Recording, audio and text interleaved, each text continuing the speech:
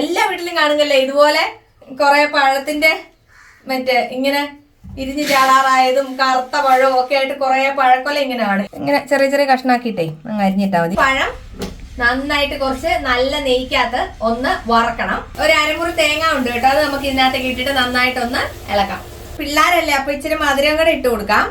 നന്നായിട്ട് ഒന്നും കൂടെ ഒന്ന് മിക്സ് ചെയ്യാം. കിരികിരാന്ന് പുറംഭാഗം നല്ല കിരികിരാന്നിരിക്കാൻ വേണ്ടി ഇച്ചിരി റവയാണ് ഇട്ട് കൊടുക്കുന്നത്. കുറച്ച് ഇട്ടാൽ മതി. ഇതൊന്ന് ഉരുട്ടുമ്പോ ഉണ്ട നന്നായിട്ട് കിട്ടാൻ വേണ്ടിയാ. എന്നിട്ട് ഇതും കൂടെ കൂട്ടി നമുക്ക് ഒന്നോടൊന്ന് വറക്കാം.